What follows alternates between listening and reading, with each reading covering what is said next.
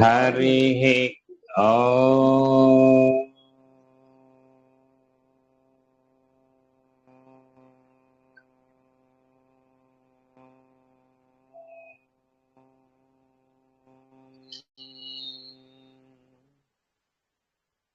गुरुर्ब्रह्मा गुरुर्विष्णुः गुरुर्देवो महेश्वरः गुरुः साक्षात् परं ब्रह्म तस्मै श्री गुरवे नमः। నమస్కారం master CVV.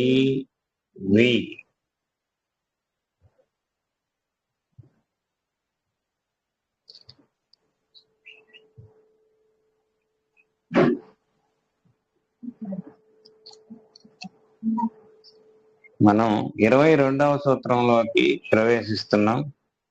But yes, nothing is to be observed in diseases that must be removed in order to change them into health besides the totality of their signs and symptoms. కనుక మనం ఏదైనా సరే అనారోగ్యవంతుడిలో తగ్గించాల్సింది ఏమన్నా ఉన్నది అంటే అది టోటాలిటీ ఆఫ్ ది సింటమ్స్, అంటే వేదనల యొక్క సముదాయం మాత్రమే, ఇంకా ఏమీ కాదు. కనుక ఒరిజినల్ గా ఉన్నటువంటి ప్రాణమయ కోశంలో ఒరిజినల్ గా ఉన్నటువంటి జబ్బు ఏదైతే ఉన్నదో అది పూర్తిగా భౌతిక శరీరంలో ఉన్నటువంటి వేదన సముదాయాల మొత్తంగా ఉంటుంది. కనుక ఏదైనా జబ్బుని మనం నయం చేయాలి అంటే వేదన సముదాయం తప్ప ఆ జబ్బులో ఇంకా మనం తగ్గించవలసినటువంటిది ఏమీ కూడా లేదు. And like wise medicines can show nothing curative besides their tendency to produce morbid symptoms in healthy persons. కనుక మందులు ఏం చేస్తాయంటే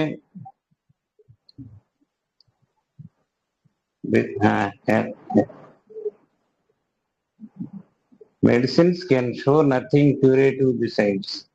కనుక మందులు ఔషధాలు ఏం చేస్తాయంటే నథింగ్ క్యూరేటివ్, అంటే ఈ టోటాలిటీ ఆఫ్ ది సిమ్టమ్స్ తప్ప తగ్గించవలసింది ఏమీ లేదని చెప్పుకున్నాం కదా. ఈ టోటాలిటీ ఆఫ్ ది సిమ్టమ్స్ కనుక మనకు మాయమైపోతే జబ్బు పూర్తిగా తగ్గినట్లే లెక్క అది. కనుక nothing curative besides their tendency to produce morbid symptoms in healthy persons. కనుక ఆరోగ్యవంతునిలో మార్బిడ్ సిమ్టమ్స్ ప్రొడ్యూస్ చేస్తాయి మందులు. ఏ మందైనా సరే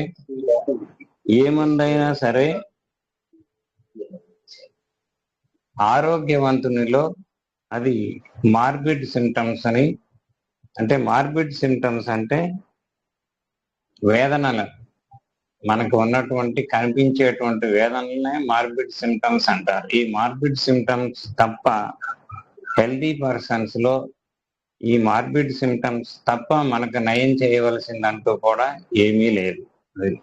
కనుక and to remove them in diseased persons, తర్వాత ఆ మార్బిడ్ సిమ్టమ్స్ ని ప్రొడ్యూస్ చేస్తాయి. తిరిగి మరలా అనారోగ్యవంతుల్లో నుండి ఈ మార్బిడ్ సిమ్టమ్స్ ని రిమూవ్ చేయటమే మన యొక్క ధ్యేయము. కనుక it follows on the other hand that medicines become remedies and capable of annihilating diseases. కనుక దీనివల్ల మనకి మందులు అనేటువంటివి ఏం చేస్తాయి అంటే మెడిసిన్స్ ఓన్లీ బికమ్ రెమెడీస్. మందులు ఎప్పుడైతే ఔషధాలు ఎప్పుడైతే మందులుగా పనిచేస్తాయో, మందులుగా పనిచేసేటప్పుడు అవి జబ్బుల్ని నయం చేసేటువంటి శక్తిని కలిగి ఉంటాయి. కనుక జబ్బుని నయం చేసేటువంటి శక్తి ఎక్కడి నుంచి వస్తుందంటే జబ్బుని పుట్టించగలిగినటువంటి శక్తియే జబ్బుని నయం చేసేటువంటి శక్తిగా పరిణమిస్తుంది. కనుక because the medicinal substance by exciting certain effects and symptoms, that is to say producing some artificial morbid state. కనుక ఔషధాలు ఏం చేస్తాయంటే ఆరోగ్యవంతుని యొక్క ఆరోగ్యముని చిన్న భిన్నం చేస్తాయి. అంటే ఒక్కొక్క మందు ఒక్కొక్క రకంగా ఆరోగ్యవంతుని యొక్క ఆరోగ్యంలో మార్పులను తీసుకొచ్చి తద్వారా వ్యాధిగ్రస్తునిగా చేస్తుంది. కనుక ఈ వ్యాధిగ్రస్తుడిగా చేసినటువంటి లక్షణాలను మనం రికార్డు చేసుకుంటాం. కనుక to say producing certain artificial morbid state, కనుక కృత్రిమమైనటువంటి, అంటే అంతకుముందు ఆరోగ్యవంతంగా ఉన్నటువంటి వాడికి మందుని ప్రయోగించినప్పుడు ఆర్టిఫిషియల్ అంటే మందు యొక్క అంటే సహజమైనటువంటి వ్యాధి వలన వచ్చినటువంటి జబ్బు కాదు ఇది, మన యొక్క మందు వలన వచ్చినటువంటి జబ్బు. కనుక ఈ ఆర్టిఫిషియల్ డిసీజ్ అనేటువంటి దాన్ని ప్రొడ్యూస్ చేస్తుంది. కనుక and removes and abrogates the symptoms already present.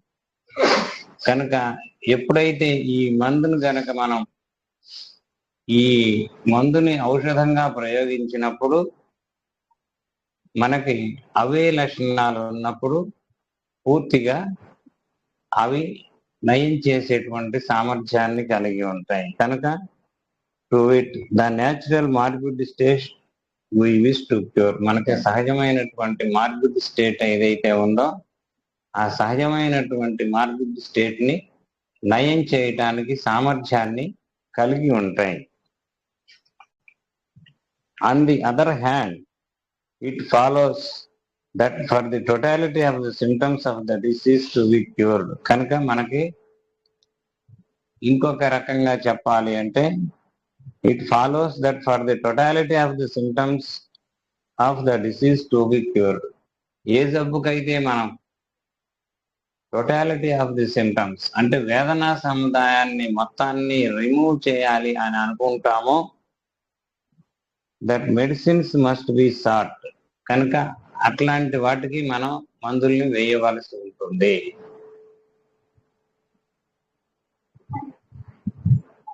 And prove to have the greatest tendency to produce similar or opposite symptoms. ఇక్కడ హానిమన్ ఒక కొత్త పాయింట్ చెప్పారు.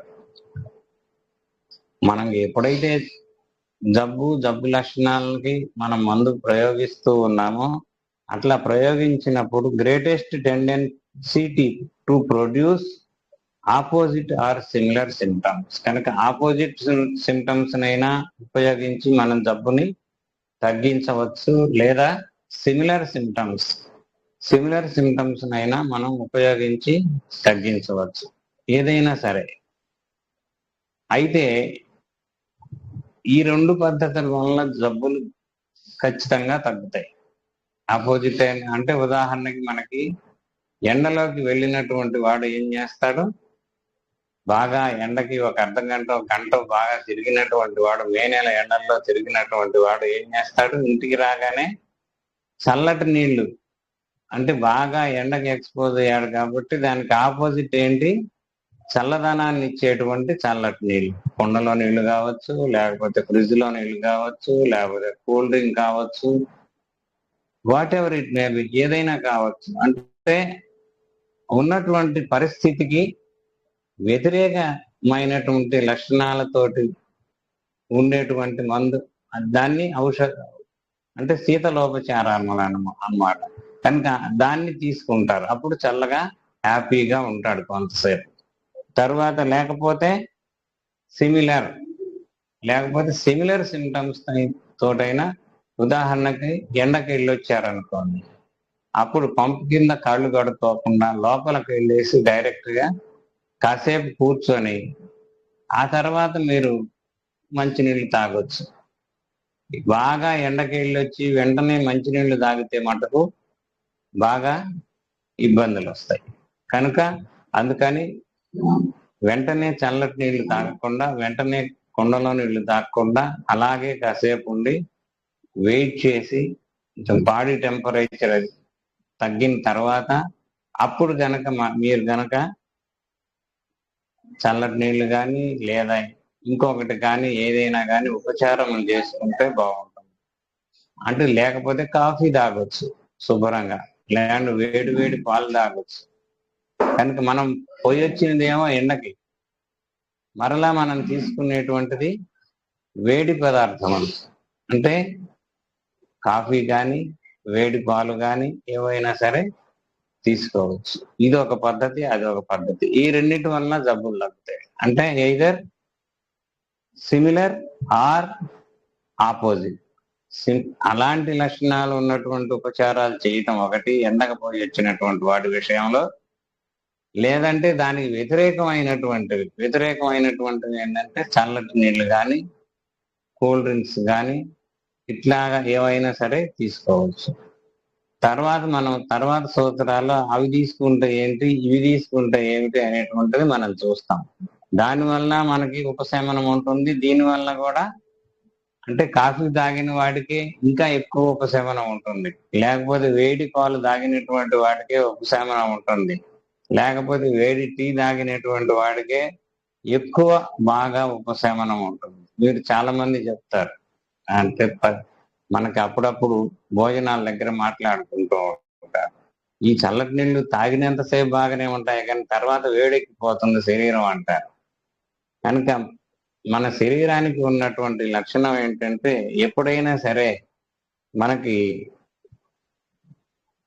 చల్లదనానికి బాగా ఎండకి గనక ఎక్స్పోజ్ అయితే, ఆ ఎండకి ఎక్స్పోజ్ అయిన తర్వాత చల్లటి నీళ్ళు కనుక తాగితే అప్పుడు ఏమవుతుందంటే మన బాడీ రియాక్షన్ అనేటువంటిది స్టార్ట్ చేస్తుంది. ఆ రియాక్షన్ వల్ల ఏమవుతుందంటే బాడీ యొక్క రియాక్షన్ మూలాన ఈ చల్లదనానికి ఎప్పుడైతే చల్లటి నీళ్లు తాగారో దానికి వ్యతిరేకంగా, అంటే మన యొక్క బాడీ లక్షణం అది.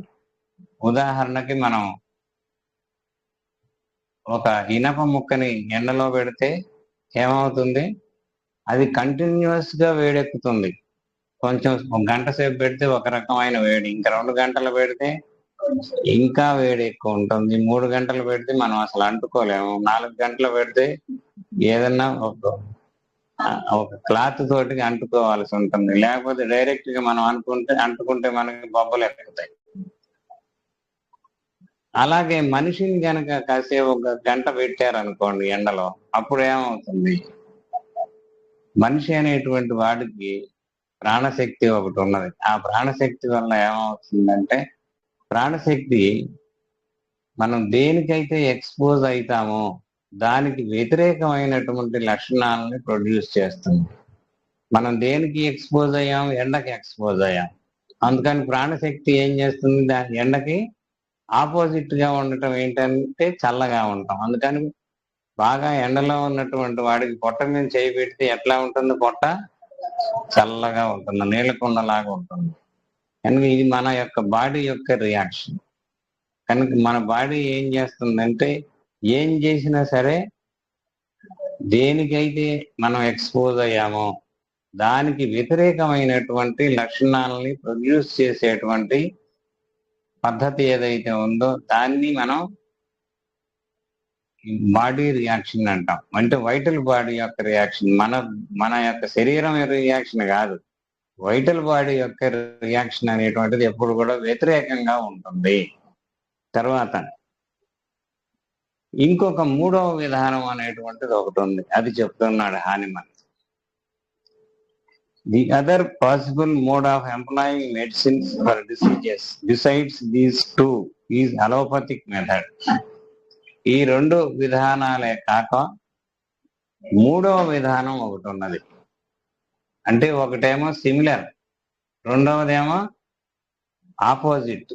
ఈ 2 కాక 3వ విధానం ఒకటి ఉన్నది. 3వ విధానం ఏంటంటే the other possible mode of employing medicines for diseases besides these 2 is allopathic method.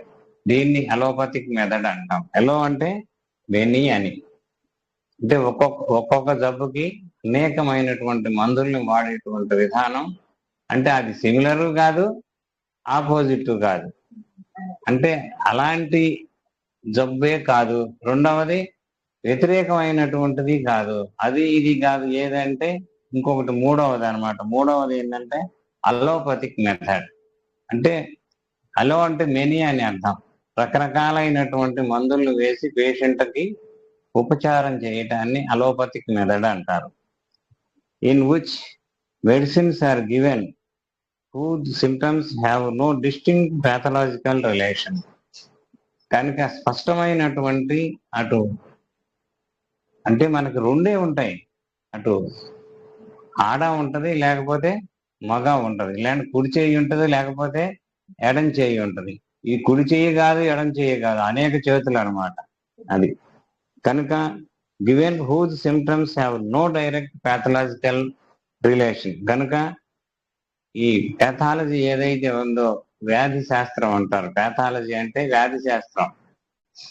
అంటే ఒకేసారి 2-3 మందులు, 4-5 మందులు, ఎన్ని జబ్బులు ఉంటే అన్ని మందులు ఇవ్వటం అనేటువంటిది ఈ విధానాన్ని ఏమంటారంటే అలోపతిక్ మెథడ్ అంటారు. అలోపతిక్ అంటే ఒకేసారి పేషెంట్ కి అనేక రకములైనటువంటి ఔషధములతో ఉపచారం చేయటం ఏదైతే ఉందో దాన్ని అలోపతిక్ మెథడ్ అంటారు. ఇక్కడ మనకి ఆపోజిట్ రిలేషన్ ఉండదు, సిమిలర్ రిలేషన్ ఉండదు. అంటే అటు కుడి చెయ్యి ఉండదు, ఎడం చెయ్యి ఉండదు, అనేకమైనటువంటి చేతులు ఉంటాయి. అది కనుక direct pathological relation to the morbid state.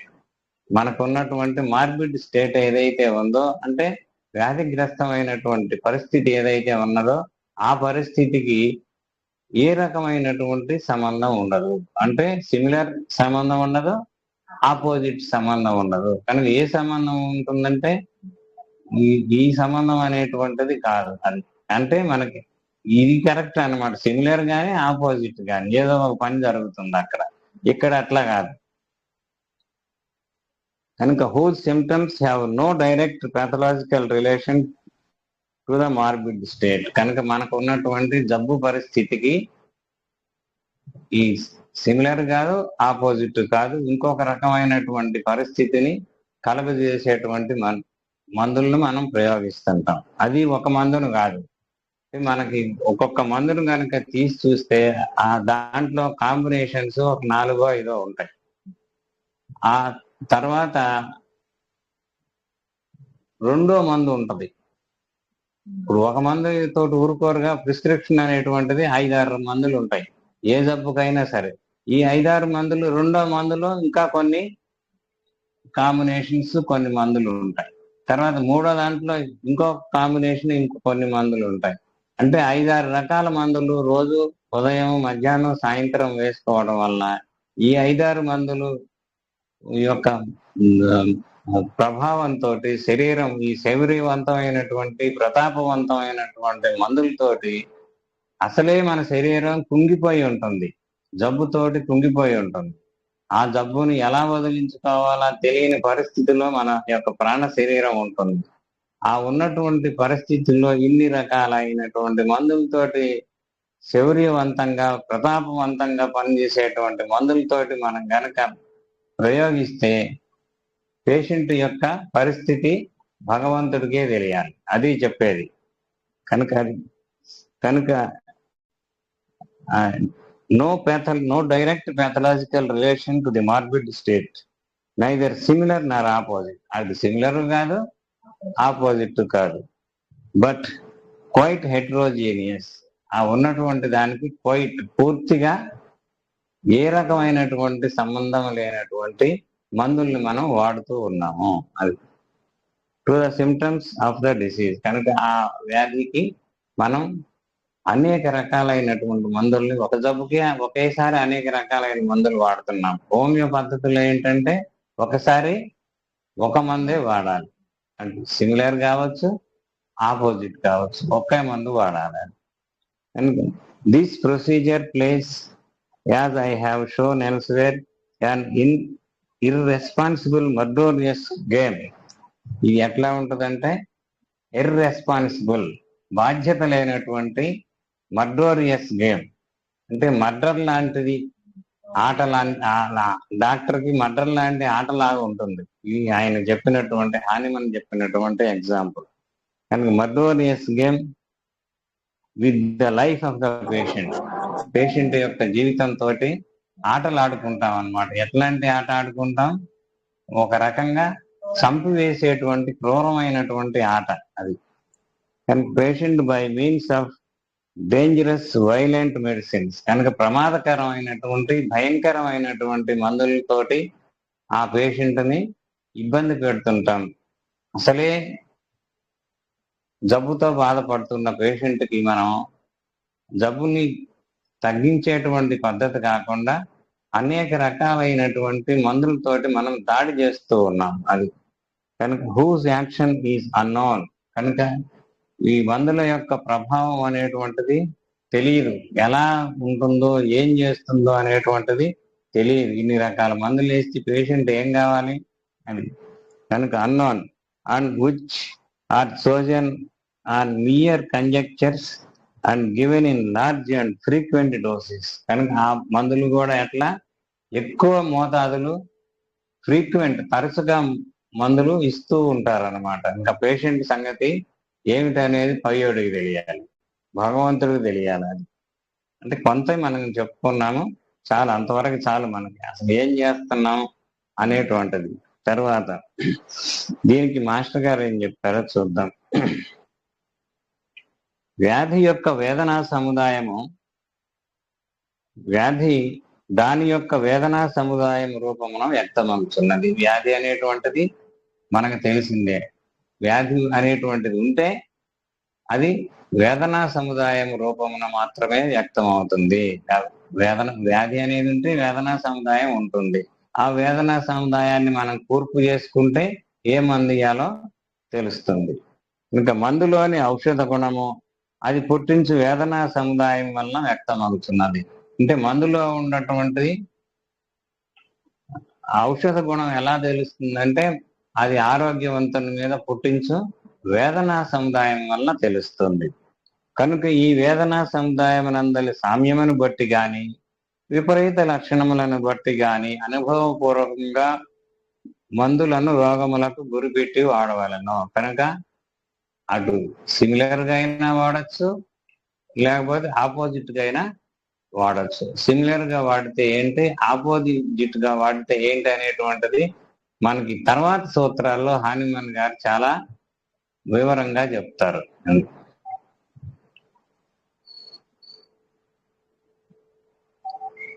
కనుక వివరణ: రోగము పుట్టించు లక్షణములు రోగి యందు ఉండవు. రోగాన్ని పుట్టించేటువంటి లక్షణాలు రోగి యందు ఉంటాయి. కనుక ఔషధము పుట్టించు వేదనలు ఔషధమునందు ఉండను అంటే అర్థమైంది కదా. రోగమును పుట్టించేటువంటి లక్షణాలు రోగి యందు ఉంటాయి, ఔషధం పుట్టించు వేదనలు ఔషధమునందు ఉండును. ఈ రెండింటికి సమాన లక్షణములను గమనించి జతపరచుట ఒకటి. ఈ రెండింటికి కూడా ఆ జబ్బు ఎలాగైతే ఉన్నదో మన యొక్క మందు కూడా అలాంటి లక్షణాలు కలిగి ఉన్నటువంటి దాన్ని సమాన లక్షణాలు అంటారు. కనుక దీన్ని సమాన లక్షణాలను ఉపయోగించి జతపరిచేటువంటి పద్ధతి ఒకటి. రోగి లక్షణములకు ఆపోజిట్ అంటే వ్యతిరేకమైనటువంటి లక్షణాలను పుట్టించు మందులను ప్రయోగించుట మరి ఒక పద్ధతి. రెండు పద్ధతులు. అది ఇంగ్లీష్ వైద్యంలో ఏంటంటే 4-5 మందులు కాంబినేషన్లు ఒక్కొక్కసారి వాడుతుంటారు. అది మనకి అది సిమిలర్ కాదు, ఆపోజిట్ కాదు. దానివల్ల ఏమవుతున్నాయి అంటే రోగాలు అనేటువంటివి విరిపోతున్నాయి. అది కనుక దీంట్లో ఎండలో తిరిగి వచ్చిన వాడు వేడి నీళ్లతో స్నానం చేయటం వంటిది సమాన లక్షణం. అంటే ఎండలో తిరిగి వచ్చినటువంటి వాడు వేడి నీళ్లతో స్నానం చేయటం అనేటువంటిది, అంటే బాగా ఎండకి వెళ్ళాడు, మరి మరలా కూడా లోపలికి వచ్చి కూడా వెచ్చటి నీళ్ళతోటే స్నానం చేస్తాడు. అప్పుడు దాన్ని ఏమంటారు? సమాన లక్షణములు. దీన్ని ఏమంటారు? సమాన లక్షణం. ఇది కూడా మందే కదా, సమాన లక్షణాలు.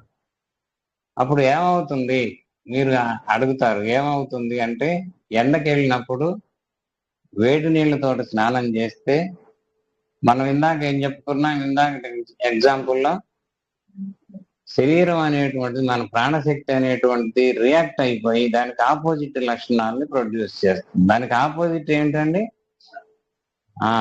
వేడిగా వేడి నీళ్ళతో స్నానం చేసినటువంటి ఈ పద్ధతిలో అప్పుడు మనకి శరీరం చల్లబడిపోతుంది. మనకు కావలసింది అదే కదా, శరీరం చల్లబడటమే కదా అది.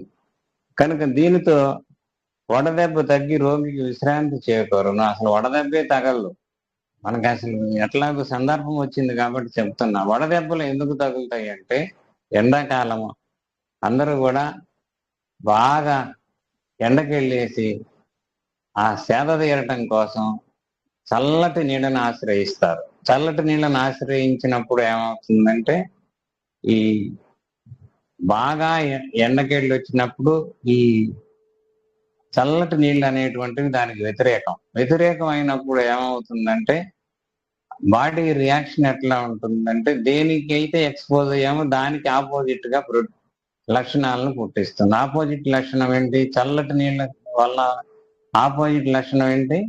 వేడిగా ఉంటాం. అంటే శరీరం అనేటువంటిది ఇంకా వేడెక్కుతుంది అన్నమాట. వేడెక్కి చివరికి ఏమవుతుంది? మనకి వడదెబ్బ తగులుతుంది. ఈ వడదెబ్బ వలన జ్వరం రావచ్చు, వాంతులు రావచ్చు, విరోచనాలు రావచ్చు, ఏమైనా రావచ్చు. ఒక్కొక్కసారి ప్రాణాలు కూడా హరి అనొచ్చు.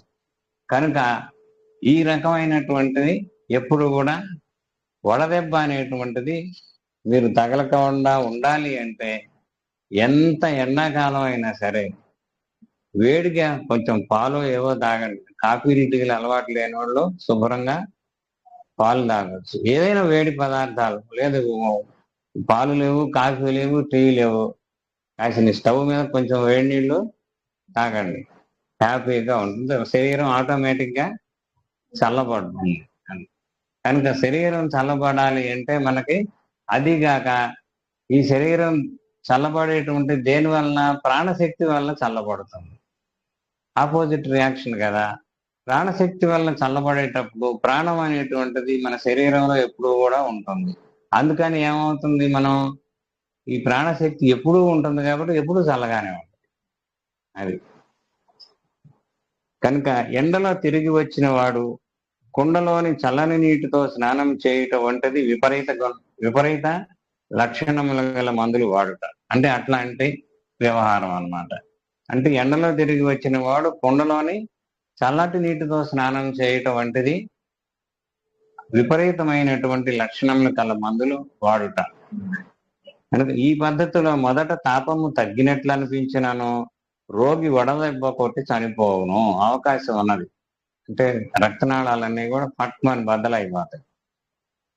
ఇట్టి విపరీత లక్షణ ప్రయోగమైన ఔషధములతో చికిత్స చేసినచో బాధలు తాత్కాలికముగా ఉపశమించుటయో రోగము ముదిరి చనిపోవుటయో జరుగును. పేషెంట్ ఏమవుతాడు?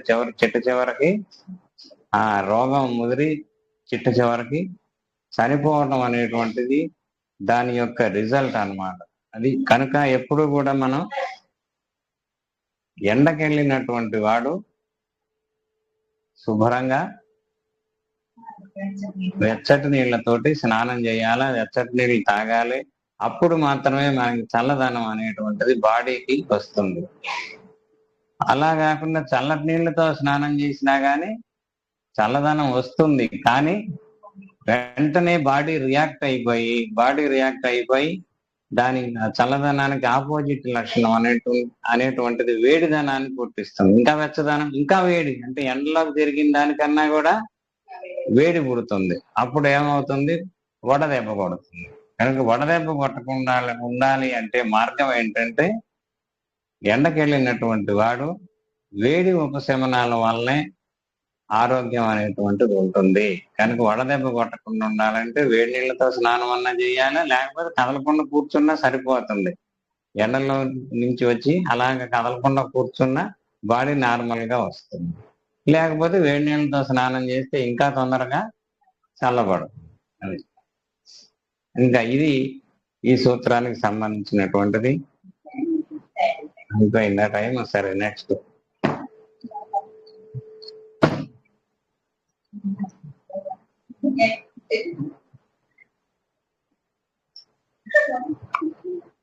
నెక్స్ట్ మనం ఈ రోజున బ్రయోనియా అనేటువంటి మందుతోటి మనం మొదలు పెడుతున్నాం. ఇది భారతదేశంలో లభ్యం కాదు. బ్రయోనియా అనేటువంటి మందు భారతదేశంలో లభ్యం కాదు.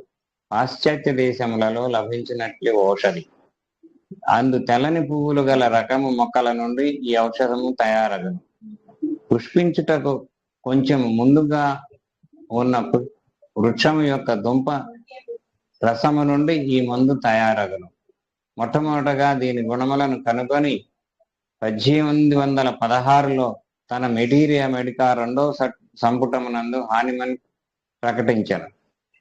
మానవులలో స్వభావ భేదములు ఉన్నట్లుగానే ఔషధ ద్రవ్యముల ఎడల కూడా స్వభావం భేదములు ఉండును. కనుక మనిషి యొక్క స్వభావం ఒక్కొక్కడు ఫాస్ట్ గా ఉంటాడు, ఒక్కొక్కడు స్లోగా ఉంటాడు.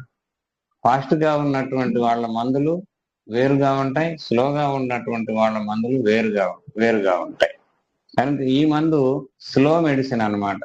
మనం కార్బోహైడ్రేట్ చదువుకున్నాం కదా, అది స్లో మందు. ఇప్పుడు ఇది కూడా స్లో మందు, కానీ దీని లక్షణాలు వేరు, దాని లక్షణాలు వేరు. కనుక మానవులలో స్వభావ భేదములు ఉన్నట్లుగానే ఔషధ ద్రవ్యముల ఎడల కూడా స్వభావ భేదములు ఉండదు. దీనిని బట్టి 2 ఔషధములను నడుమ గల వినియోగ భేదమును బుద్ధిమంతుడు గ్రహింపవాలి. కనుక వినియోగం అనేటువంటిది మందుల్ని వీడు స్లోగా ఉండేటువంటి పేషెంట్ అయితే ఈ బ్రయోనియా లాంటి మందులు కానీ కార్బోవేజ్ లాంటి మందులు కానీ వేసుకోవచ్చు. అది కొందరు చురుకైన వారు, కొందరు నిదానమైన వారు ఉన్నట్లుగానే కొందరు చురుగ్గా ఉంటారు. ఏదన్నా పని చేస్తే వెంటనే చేసేస్తారు. కొంతమంది పని చెప్తే ఇవాళ పని చేయమంటే రేపు చేద్దామంటారు, ఎల్లుండి చేద్దామంటారు. ఇట్లాంటి వాళ్ళు బ్రయోనియా వాళ్ళు.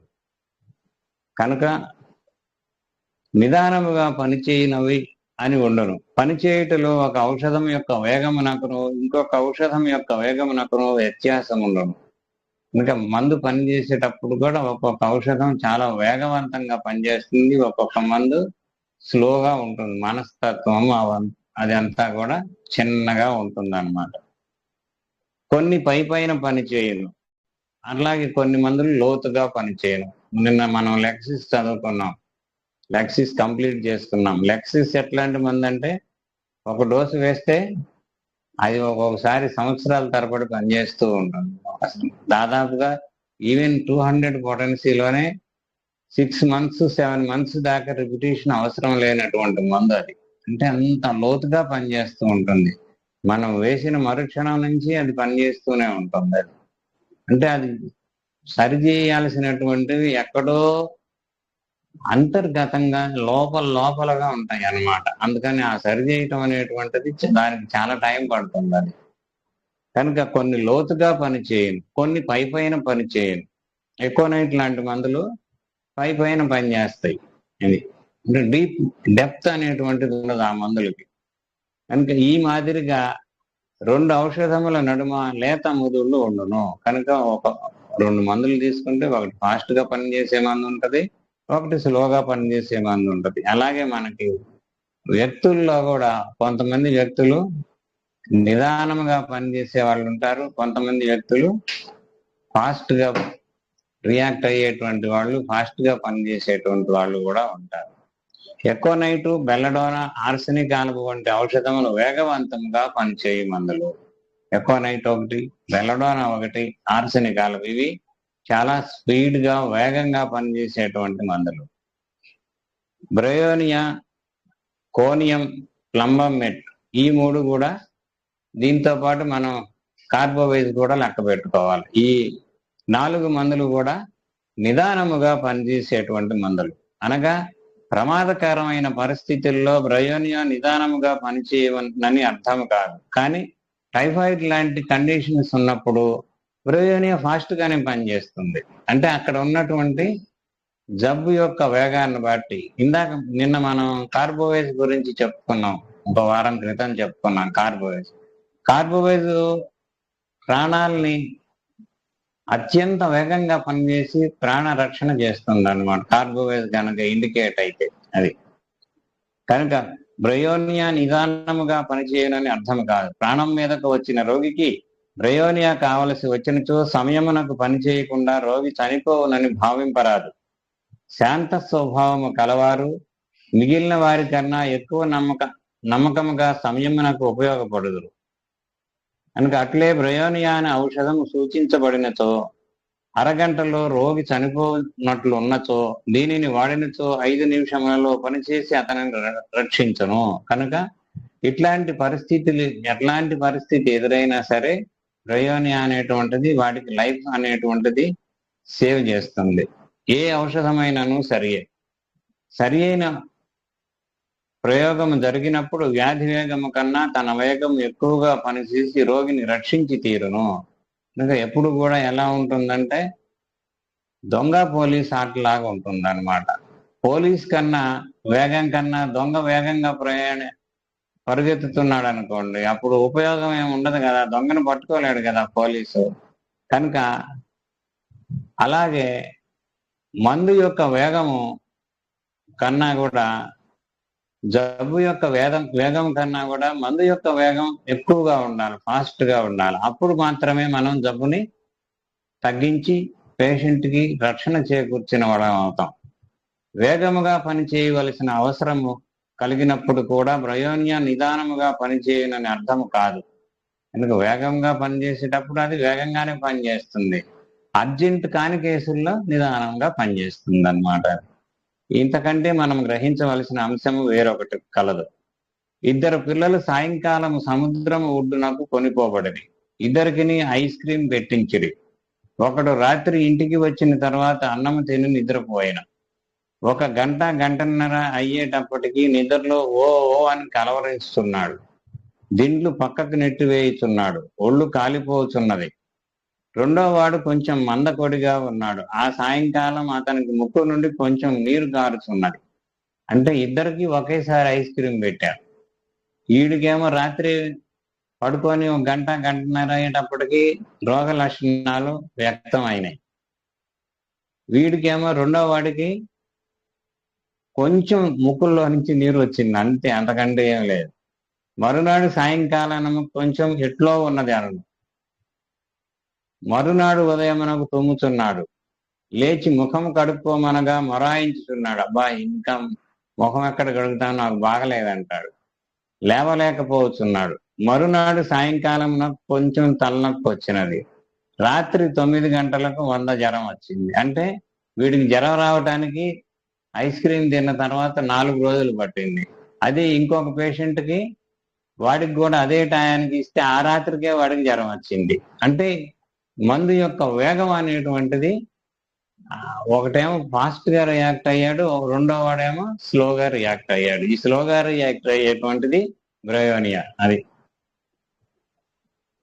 కనుక 1 గంటకు 102 వచ్చినది. మరునాడు ఉదయమునకు 102.5 వచ్చినది. మొదటి వాడు వేగవంతమైన ప్రాణశక్తి కలవాడు, అంటే వాడి ప్రాణశక్తి వేగంగా ఉంటుంది.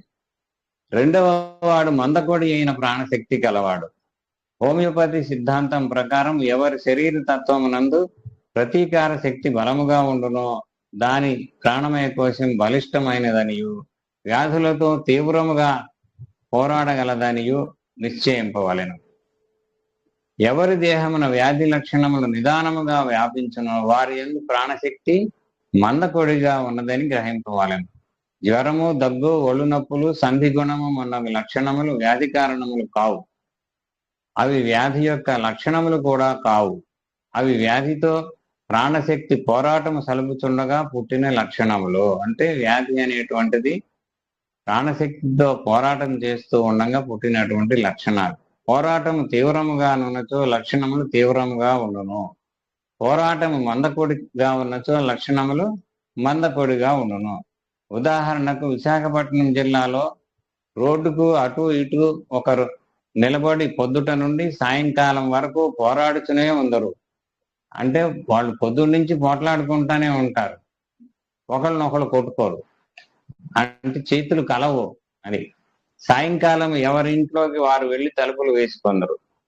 గుంటూరు జిల్లాలో దెబ్బలాట వచ్చినచో 3-4 నిమిషములు దాటేటప్పటికి బుర్రలు లేచిపోవడం, ఆ పైన కత్తి పట్టుకొందరు. 20 నిమిషాలు అయ్యేటప్పటికి రాజీ పడి సోడాలు తాగు, మళ్ళీ 20 నిమిషాలు అయ్యేటప్పటికి రాజీ కూడా పడతారు. లక్షణములు తీవ్రముగా ఉన్న పిల్లవాడి లక్షణములు మందప్పడుగా ఉన్న పిల్లవాని కన్నా బలము కలవాడు.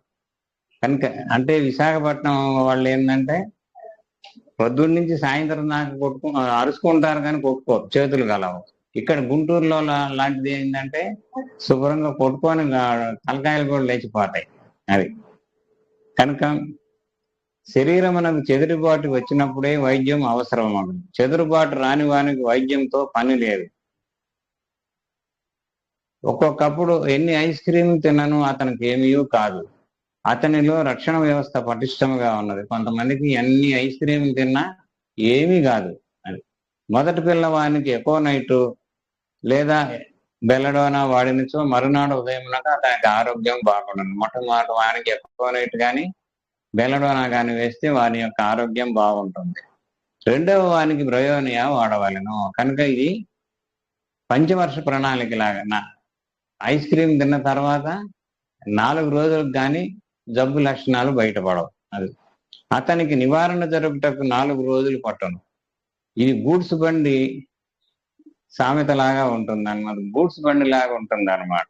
అయితే బ్రయోనియా వంటి ఔషధము టైఫాయిడ్ మొన్న తరుణ వ్యాధుల్లో విపత్కర పరిస్థితుల్లో క్షణాల మీద రోగిని రక్షించను. కనుక బ్రయోనియా లక్షణాలు కానీ ఇండికేట్ అయితే టైఫాయిడ్ లాంటి సందర్భాలు వచ్చినప్పుడు క్షణాల మీద రోగిని దాని యొక్క రోగాన్ని తగ్గించి రక్షణ చేస్తుంది అనమాట. కానీ బ్రయోనియా శరీర తత్వము నిదానముగాను దీర్ఘకాలముగాను విడిచిపెట్టక పనిచేయనని అర్థము. బ్రయోనియా వ్యాధులు నిదానముగా ప్రారంభించును. బ్రయోనియా రోగిలో వ్యాధి నిదానముగా విజృంభించును. దీని యొక్క విజృంభణ కూడా నిదానముగా ఉంటుంది. వ్యాధి నిదానముగా నివారణమగును. వ్యాధి కూడా చిన్నంగా తగ్గుతుంది అనమాట. వ్యాధులలో కూడా చురుకుగా వేగంగా వ్యాపించినవి, నిదానంగా దేహమున పీఠము పెట్టినవి అని 2 రకములు స్వభావములు కలిగి ఉండను. రెండవ రకమైన వారు వ్యాధులలోనే బ్రయోనియా ఉపయోగించవాలని గుర్తుంచుకోనవలన. కనుక రెండవ రకంలోనే ఈ బ్రయోనియా వ్యాధులు ఉంటాయి. కనుక ఇవన్నీ స్లో ఆన్సెట్, స్లో డెవలప్మెంట్, మళ్ళీ స్లో రికవరీ. అది కావుననే టైఫాయిడ్ వంటి దీర్ఘ జ్వరాలతో బ్రయోనియాకి సారూప్యం ఉన్నది. అందుకనే ఇది స్లోగా వెళ్తుంది కాబట్టి, స్లోగా పెరుగుతుంది కాబట్టి టైఫాయిడ్ జ్వరాల్లో ఎక్కువ శాతం 25% వచ్చే జబ్బుల్లో 25% బ్రయోనియా వాళ్ళు ఉంటారు. అది బ్రయోనియా రోగిని బెల్లడోనా రోగి అని పొరపాటు పడరాదు.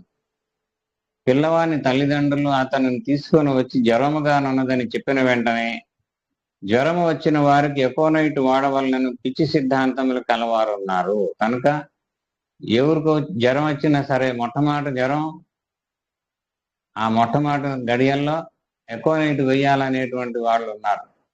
అసలు దీని వేగమే వేరుగా ఉంటుంది, తాబేలులాగా ఉంటుంది దీని వ్యవహారం. Slow onset. ఆ లక్షణాలు వచ్చేటప్పటికి ఐస్ క్రీమ్ తిన్న తర్వాత దాని లక్షణాలు వచ్చేటప్పటికే 4 రోజులు పడతాయి జ్వరం వచ్చేటప్పటికి. అది కనుక కడుపు నొప్పికి బ్రయోనియా, తలనొప్పికి నక్సామికా వాడువారు ఉన్నారు. అలాగా వాడకూడదు మనం. కడుపు నొప్పి జ్వరం వచ్చిన వారికి బ్రయోనియా వాడువారు ఉన్నారు. పిల్లవానికి ఎప్పుడూ కడుపులో నొప్పి వచ్చినదో గమనింపవలెను. బడిలో ఆడుకొనుచు హఠాత్తుగా కింద పడిపోయి గిలగిలలాడుతున్నాడు అనుకోండి, కడుపు నొప్పి వచ్చినది. ఇతనికి ఎకోనైట్ కానీ బెల్లడోనా కానీ సరిపోవు. కనుక అప్పటిదాకా బాగా ఆడుకున్నటువంటి వాడు సడన్ ఆన్సెట్ అంటే ఒక్కసారి జబ్బు వచ్చింది అంటే అంతకు ముందు నిమిషంలో బాగానే ఉన్నాడు, ఈ నిమిషంలో బాగలేడు. అందుకని సడన్ గా వచ్చింది కాబట్టి ఎకోనైట్ కానీ బెల్లడోనా కానీ సరిపోతాయి. బ్రయోనియా కాదు. అట్లాంటి వాళ్ళకి బ్రయోనియా అస్సలు పనికే రాదు. ఆకస్మికంగా బాధ కలుగు వారికి బ్రయోనియా ఎప్పుడు కూడా పనికిరాదని గుర్తుంచుకొనవలెను. తర్వాత దేహమునందు కండరములు, నరములు నిర్మాణం ధాతువులపై బ్రయోనియా ప్రభావం హెచ్చు. అంటే ఇది కండరాల మీద, నరముల మీద, అట్లాంటి ధాతువుల మీద పనిచేస్తుంది. చేతిలో ఉన్న ఎముకలకును కండరములకును బిగించి కట్టుటకై అటు ఇటు త్రాళ్లు ఉండను. కండరములకు అటు ఇటు కట్టిన నొలకతాళ్ల వంటి వారినే స్నాయువులందరూ. బ్రయోనియాకు ఈ స్నాయువులపై ప్రభావం కలదు. అంటే ఈ టెండాన్స్ ఇట్లాంటివన్నీ అన్నింటి మీద కూడా దీని యొక్క బ్రయోనియా యొక్క ప్రభావం ఉంటుంది. కండరములపై, నరములపై, స్నాయువులపై బ్రయోనియా ఎక్కువగా పనిచేయును. కేసు అంతర్గతముగా మార్పులు చెంది ధాతువులు దెబ్బతిని నొప్పి, పోటు పుట్టించు సందర్భంలో ఇది ఎక్కువగా పనిచేయను. నొప్పులు బాగా తీవ్రంగా ఉంటాయి అన్నమాట. అట్లాంటి స్థితిలో బ్రయోనియా బాగా పనిచేస్తుంది. బ్రయోనియా తరుణ వ్యాధుల యందును దీర్ఘ వ్యాధులందును కూడా కావలసినటువంటి ఔషధం. అక్యూట్ డిసీజెస్ లో పనిచేస్తుంది, దీర్ఘ వ్యాధుల్లో కూడా పనిచేస్తుంది. తరచుగా కావలసిన ఔషధముల్లో ఇది కూడా ఒకటి. కనుక తరచుగా ఎక్కువ మంది పేషెంట్లకి ఎక్కువ సార్లు అవసరమయ్యేటువంటి మందుల్లో ఇది కూడా ఒకటి. పాలిక్రెస్టులు అని చెప్పబడినటువంటి ఔషధంలో ఇది ఒకటి. పాలిక్రెస్టులు అంటే ఎక్కువ మందికి ఎక్కువ సార్లు తరచుగా ఉపయోగపడేటువంటి ఔషధాల్లో ఇది ఒకటి. వంట చేయటం నేర్చుకున్నట్లు ఏడాదికి ఒక మాటో 2 మాటలో వండుకునేవి ముందు నేర్పరు కదా. ముందుగా రోజు వాడే ఉప్పు, చింతపండు వంటి వాటిని గురించి చెప్పవలెను. కనుక వంట నేర్చుకోవడంలో కూడా దాంట్లో కూడా ఒక ప్రొసీజర్ ఉంటుందన్నమాట. హార్నిమన్ మహాశయుడు ముందుగా తరచుగా వాడబోడు ఔషధముల లఘు పాలిక్రెస్టులు గ్రహించవలననియు అటు పిమ్మట అరుదుగా వాడబడు వానిని ఎరుంగుడనియు సూచించను. నెక్స్ట్, బ్రయోనియా యొక్క వాడవలసినటువంటి భౌతికమైనటువంటి బాధలు ఎలా ఉంటాయి?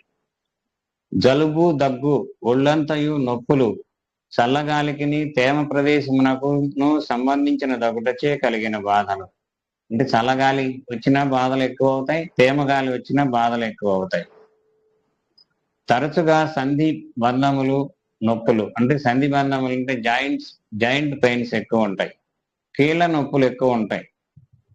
దీర్ఘవ్యాధిని గౌట్ అండ్ రొమటిజం అంటారు. ప్రాచీన శాస్త్రజ్ఞులు వాత రక్తం అండి, రక్తము కక్కుకొనుట రక్తవాతం అందరు. వాత రక్తం అనగా పై నొప్పులు, దీర్ఘవ్యాధి ఈ పదమున ఆయుర్వేదమును ప్రయోగించబడినది. ఈ జబ్బు ఉన్న వాళ్లకు ఒక రోజుది కాదు, సామాన్యంగా తల్లిదండ్రులలో ఒకరికి ఈ వ్యాధి యందు ఒక్కొక్కసారి వ్యాధి ఉండును. ఒక్కొక్కసారి తల్లిదండ్రులకు లేకుండా పిల్లలకు కూడా వచ్చును. కనుక ఈ రుమిటిజం అనేటువంటిది తల్లిదండ్రుల్లో ఎవరో ఒకళ్ళకి ఉంటుంది. వాళ్ళ అటు పేరెంట్ వైపు కావచ్చు, అంటే మదర్ వైపు కావచ్చు, తండ్రి వైపు కూడా కావచ్చు. అది అట్లా అన్నమాట. అంటే ఇది వంశపారంపర్యమైనటువంటి జబ్బు. దీనిని కీళ్ళ జ్వరం అందరు. దానికి కూడని వైద్యం చేసినచో వ్యాధి అణిచిపెట్టబడను. అంటే మనకి కూడని వైద్యం అంటే ఈ అనేక రకాలైనటువంటి స్టిరాయిడ్స్ అవన్నీ కూడా వాడటం మూలాన వ్యాధి అనేటువంటిది అణిచిపెట్టబడుతుంది. ఆపై రక్తంలో సన్నని రేణువులు వహింపబడును. అంటే రక్తంలో సన్నటి రేణువులు అంటే గౌటి కాంక్రీషన్స్ అంటారు. ఆ గౌట్ అనేటువంటి దాంట్లో కాంక్రీట్ లాగా అవుతాయి అన్నమాట. ఎముకల మధ్యలో మొత్తం అంతా కూడా సిమెంట్ చేసినట్టు అవుతుంది అన్నమాట. కాంక్రీషన్ అన్నమాట. కాంక్రీట్ చేస్తే ఎలా ఉంటుందో అలా ఉంటుంది అన్నమాట. పెద్దవారైన పిదుప వీరికి ఉండి శరీరమున ఒక్కొక్క చోట వాపు వచ్చి తగ్గుతుండను. తగ్గుటకై ఇంజక్షన్లు, కార్టిజోన్లు, స్టెరాయిడ్లు ఇస్తుంటారు. దానికి తగ్గటం కోసం కార్టిజోన్స్, స్టెరాయిడ్స్ ఇస్తుంటారు. ఇవన్నీ ప్రాణం తీయుటకు చేయు ప్రయత్నములు. ఇవన్నీ కూడా ప్రాణాలను తోడేసేటువంటి పనులు. మాటి మాటికి సంధిబంధములు వాచు వారికి పనికి వచ్చు ప్రముఖముగా ఔషధములలో బ్రయోనియా ఒకటి. అంటే మాటి మాటికి జాయింట్ పెయిన్స్, జాయింట్స్ వాపులు ఇట్లాంటివన్నీ కూడా వచ్చేటువంటి సందర్భాల్లో బ్రయోనియా బాగా ఎక్కువ మందికి కావాల్సి ఉంటుంది. రెండవది రూస్టాక్స్, మూడవది ఆర్నిక. ఈ మూడింటికి కీళ్ల రోగములకు వలయ ఔషధ త్రయము అందరు. అంటే రొమటాయిడ్ ఆర్థరైటిస్ అనేటువంటి జబ్బుల్లో ఈ రొమటిక్ ట్రయో అంటారు. దీన్ని ఏమంటారు? 3 జబ్బులు అంటే 3 మందులు. ఈ 3 మందులు కూడా ప్రముఖంగా వహిస్తాయి.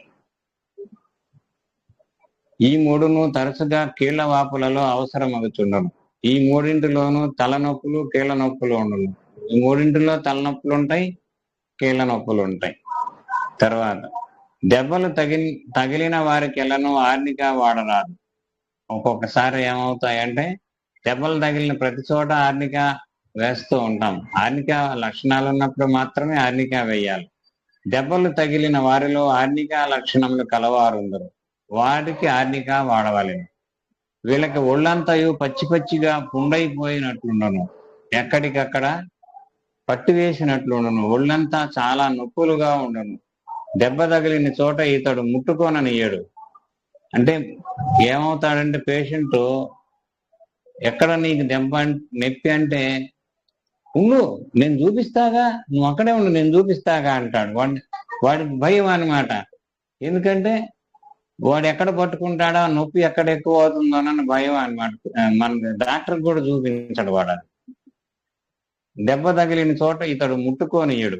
ఈ లక్షణాలు ఉన్నచో ఆర్నికా వాడవలేను. అంటే బాగా సున్నితంగా ఉంటాడనమాట, భయం అన్నమాట అది.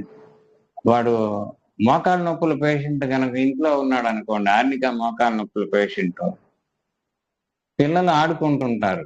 పిల్లలు ఆడుకుంటుంటే ప్రతి పిల్లవాడు వచ్చి వాడి మోకాల మీద పడ్డట్టుగా భయపడిపోతాడు.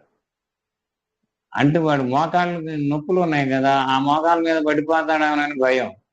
అందుకని అప్పుడు కెంట్ ఏం చెబుతాడంటే, if you give arnica 201 dose to the patient, ఆ పేషెంట్ కనుక ఆర్నికా ఒక డోసు వేస్తే, 200 ఒక డోసు వేస్తే, వాడు మనవాళ్ళు మనవరాళ్లతోటి హాయిగా ఆడుకుంటాడని చెబుతాడు. అప్పుడు ఆ భయం పోతుంది అనమాట. భయం అనేటువంటిది మానసికం అది. కనుక ఒకనికి దెబ్బ తగిలినది, బండి కింద పడ్డాడనుకోండి, లేదా స్కూటర్ గుద్దించాడు, దానితో ఇతడు పడిపోయి దెబ్బ తగిలి నొప్పి చేసినది, రాత్రి ఇంటికి వెళ్ళి నిద్రపోయాను, కొలది నిమిషంలోకి బే బే అని లేచును అనగా దెబ్బ తగిలినప్పుడు ఇతనికి మానసికమైన ఘాతము కొట్టినది. అంటే దెబ్బ తగిలినప్పుడు ఆ సన్నివేశం అనేటువంటిది ప్రతి నిమిషం జరుగుతూనే ఉంటుంది అనమాట. వాడికి నిద్రపోయినప్పుడు తనను ఎవరో గుద్దినట్లుండను, నిద్రపోయినచో 10 స్కూటర్లు 10 మార్లు గుద్దించును. ఈ లక్షణం లేకున్నచో దెబ్బ తగిలినంత మాత్రమున ఆర్నికా వేయరాదు. అది కనుక ఈ లక్షణం ఉండాలి. ఆర్నికా కొన్ని ఇతర బాధలతో కూడా పనికి వచ్చును, కానీ కొందరు వైద్యులు దీనిని దెబ్బల మందుగా మాత్రమే వాడుతున్నారు. ఒకసారి నరసరావుపేట నుండి విశాఖపట్నంలోకి ఒక మున్సిఫ్ గారు వచ్చారు. ఆయన 18 ఏండ్లుగా గుండె జబ్బు కలదు. పెద్దవాడు చాలా దూరం నుండి వచ్చారని ఆయనతో 2 గంటల సేపు భాషించి వ్రాసికొని ఆర్నికా వన్యం ఇచ్చి, ఆపై రోజు వాడమని ఆల్ఫా పొట్లం కట్టించి ఇచ్చి పంపాను. 6 నెలల తర్వాత ఈయన హైదరాబాద్ స్టేషన్లో నాకు మరలా కనిపించాను. తమరు ఎట్లున్నారని నేను ఆయన్ని పరామర్శించగా ఆయన తాను అసలు ఆ మందు వాడనే లేదని చెప్పాను. నరసరావుపేటలో ఒక హోమియో వైద్యునికి చూపించగా ఆ వైద్యుడు ఆర్నికా అను మందు పైనుండి కింద పడిన వారికి వాడెదరు, నీవు వాడరాదు, నీవు వాడనిచో చనిపోయేదని భయపెట్టాను, అందుకని ఆయన వాడలేదు. ఇట్లా ఉంటుందన్నమాట. కనుక నెక్స్ట్ బ్రయోనియాలోకి వద్దాం. బ్రయోనియా వానికి కీళ్లవాపులు, పక్షవాతము, మధుమేహము, అనేక విధములైన మూత్ర వ్యాధులు, మంట మున్నగునవి ఉండును, విరేచన బద్ధకం ఉండును. ఈ వ్యాధులు ఒక వర్గమునకు చెందినవి. ఇంకొక వర్గం ఉన్నది. టైఫాయిడ్ లో ఉపయుక్తమగు ముఖ్యమైన ఔషధములలో బ్రయోనియా ఒకటి. 25% టైఫాయిడ్ కేసులు బ్రయోనియాతో నివారణమవుతున్నవి. అంటే ఈ మందు ఎంత గొప్ప మందో చూసుకోండి. కామెర్లలో ఇది తరచూ సూచించబడును. జాండీస్ లో కూడా చాలా ప్రత్యేకంగా ఈ జాండీస్ లక్షణాలు ఉన్నటువంటి వాళ్ళకి చాలా చక్కగా పనిచేస్తుంది. ఆశ్చర్యకరంగా కామెర్లలో పనిచేయను. వివిధ కాలేయ వ్యాధులలో బ్రయోనియా పనిచేయను. అంటే దాని తర్వాత లక్షణాలు మళ్ళీ మన మొడాలిటీస్ లో వస్తాయి, వివరంగా చెప్తాం. మలేరియా జ్వరము, బ్రాంకైటిస్, రొమ్ము జ్వరములలో ఇది వాడబడును. తర్వాత రాచకురుపు, అంటే రాజా వంటి కురుపు అని అర్థము. రాజులకు ఒకళ్ళకే వచ్చునని కాదు, మూత్రములలో చక్కెర ఉన్న వారికి ప్రతి వేసవి కాలమునను కురుపులు వచ్చుచుండును. అట్లు 5-6 వేసవి కాలములు అయిన తర్వాత రాచకురుపులు వచ్చును. చాలా ప్రమాదము. సామాన్యముగా జూలై ఆగస్టుల మధ్యలో చాలా మందికి ఇది వీపు మీద వచ్చును. దీనితో చాలా మందికి వైద్యం సరిగ్గా జరగక చనిపోవుదరు. పెద్ద పెద్ద కురుపులు, మామూలు కురుపులలో బ్రయోనియా ఉపయోగపడను. తర్వాత బ్రయోనియా తరచుగా నోటిపోతలు, నంజుపొక్కులు, నోటిలో కురుపులు వీటికి ఉపయోగపడను.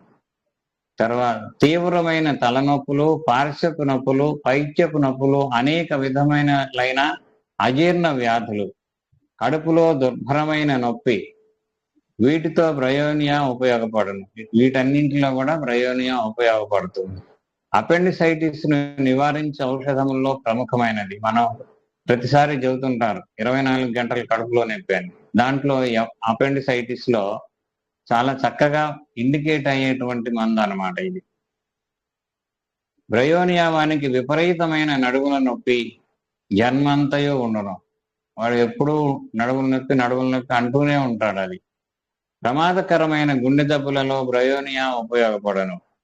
కొన్ని ఉన్మాదములలో బ్రయోనియా ఉపయోగపడను. ఇన్సేనిటీ అన్నమాట, పిచ్చి కేసులు.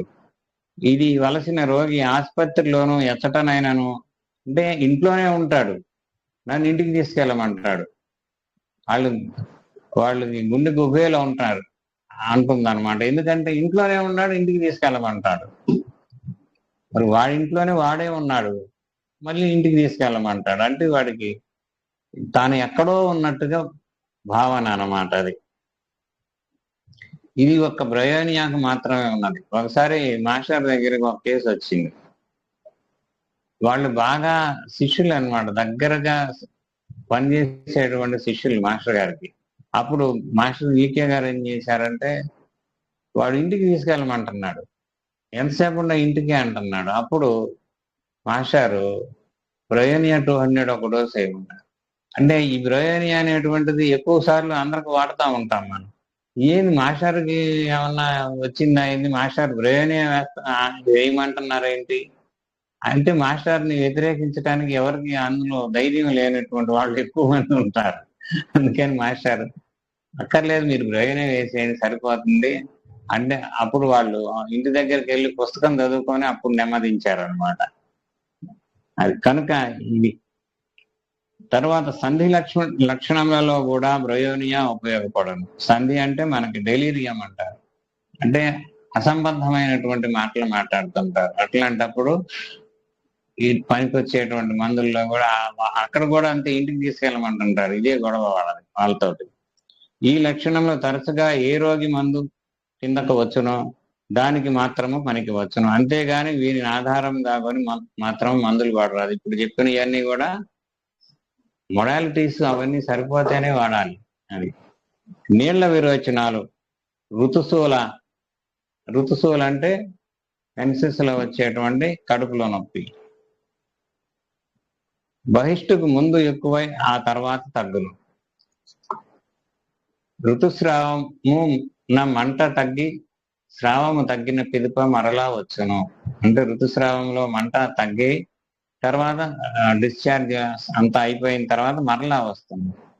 కనుక బ్రయోనియా వాని యొక్క శరీర తత్వము అది ఎలా ఉంటుందంటే, బ్రయోనియా వాడు నిదానముగా ఆలోచించుట, నిదానముగా పనిచేయుట, మందకొడిగా ఉండును, కదలటకు అతనికి ఇష్టం ఉండదు, మాట్లాడ బుద్ధి కాదు, కనుకనే వేగముగా ఆలోచన చేసి పనిచేయ వానిలో బ్రయోనియా వాడు పనికిరాడు. అంటే ఫాస్ట్ గా పనులు చేయాలంటే బ్రయోనియా వాడు వేగవంతమైనటువంటి పనులు చేయలేడు. టైఫాయిడ్ జ్వరముల వంటి తరుణ వ్యాధుల్లో మాత్రమే ఇది కావలసి వచ్చును. టైఫాయిడ్ జ్వరాలు ఇట్లాంటి వాటిల్లో తరుణ వ్యాధుల్లో చాలా చక్కగా పనిచేస్తుంది. రోగి యొక్క మానసిక స్వభావాన్ని చూసి, అతని తత్వాన్ని చూచి ఫలానా మందు అతనికి కావలసి వచ్చునా లేదా అని తెలుసుకొనవలెను. దీర్ఘవ్యాధులకు చికిత్స చేయనప్పుడు ఒకరి మందు వేరొకరికి పనికిరాదు. వేగముగా పనిచేయి వారికి నక్స్వామిక, ఇగ్నీషియా, ఆర్సెనికాలకు పనికి వచ్చును. కనుక ఈ స్పీడ్ గా పనిచేసేటువంటి వాళ్ళకి నక్స్వామిక ఒకటి, ఇగ్నీషియా ఒకటి, ఆర్సెనికాలకు పనికి వస్తాయి. బ్రయోనియా వాడు పనులు చేయుటలో తలాడించును, ఇంకొకరిని చేయమన్ను. అంటే వీడికి చెప్పిన పని ఇంకో పక్కన వాడికి చెబుతాడు, వాడు చేయడు. ఒక పని చేయుటకు ఇతడు రావలసి ఉన్నచో రాడు. వాడి కోసం మనం ఎదురు చూస్తున్నాం అనుకోండి, వాడు రాడు, రేపటికి వస్తాడు, లేదంటే ఎల్లుండికి వస్తాడు. అది ఔషధమును నిర్ణయించుటలో మానసిక లక్షణములే ప్రధానములు. మానసిక లక్షణములు లేని ఎడల ఇతర లక్షణముల సముదాయమును గ్రహింపవలెను. బ్రయోనియవాడు పని చేయించును గాని తాను పని చెయ్యడు. తాను కుర్చీలో కూర్చుండి అవతల వారితో ఆ పని ఎలాగు చేయవలనని చెప్పుచుండును. అతడు మానసికముగాను భౌతికముగాను సోమరిపోతూ, ఫిజికల్ గాను సోమరిపోతే, మెంటల్ గా కూడా మానసికంగా కూడా సోమరిపోతాయి. విషయములను వాయిదా వేయిచుండును. ఎప్పటికప్పుడు వాయిదా, కోర్టు వాయిదాలాగా ఉంటుంది అన్నమాట వీడి పని. ఆఫీసులో బ్రయోనియావాని వద్ద ఫైళ్లు కట్టలుగా కుప్పలుగా ఉండును. బయటకు తీయడు. వానిని తీయమందురేమో అని ఎదురు దబాయించుచుండును. కనుక వాడి ఆఫీసులో ఫైల్స్ అన్ని కూడా అలాగా ఉంటాయి అన్నమాట. ఆ బద్ధకం అన్నమాట. ఆ ఫైల్లో చూడాలి అంటే, ఆ ఏం మ్యాటర్ ఉందనేటువంటిది చూడాలంటే వాడికి బద్ధకం అన్నమాట. బ్రయోనియా వానికి సరదాగా సంభాషణాధికములు చేయటం ఇష్టం ఉండదు. వాడికి సరదాగా ఉండటం అనేటువంటిది ఇష్టం ఉండదు. కారణమేమి? ఇతడు తల బరువుతోనూ ఒళ్ళు బరువుతోనూ బాధపడుచుండును. ఒంటరిగా నున్నచో హాయిగా ఉండును. అంటే ఎవ్వరు లేకుండా ఉంటే వాడొక్కడు హాయిగా ప్రశాంతంగా ఉంటాడనమాట. ఎవరైనా పలకరించినచో ఇతనిలో తేడా వచ్చును. పలకరిస్తే వాడికి తందామనిపిస్తుంది. అవతల వాడు తన త్రోవన తాను పోక తన వద్దకు వచ్చి పలకరించట ఎందుకు అని భావించును.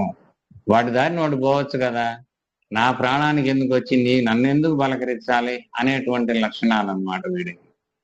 బ్రయోనియా వానికి తరుణ వ్యాధి వచ్చినచో తనను చూచుటకు మిత్రులు రాగా వారితో మాట్లాడుటకు ఇష్టము లేక కళ్ళు మూసుకొని పడుకోరును. కనుక వాడి కోసమే వాళ్ళ ఫ్రెండ్స్ వచ్చారు, పలానా వాడికి బాగలేదని చూడటానికి పలకరించడానికి వస్తే వాడు వాళ్ళని కూడా పలకరించడానికి ఇష్టం లేక కళ్ళు మూసుకు పడుకుంటాడు.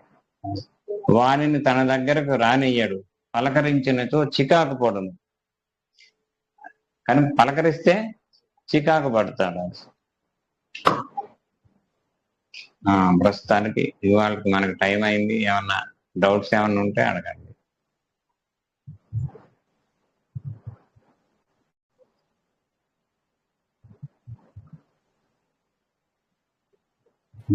No doubts. మొన్న సబార్డిన్ల గురించి చెప్పారు కదా, ఏ పవర్ లో వాడతారు సార్?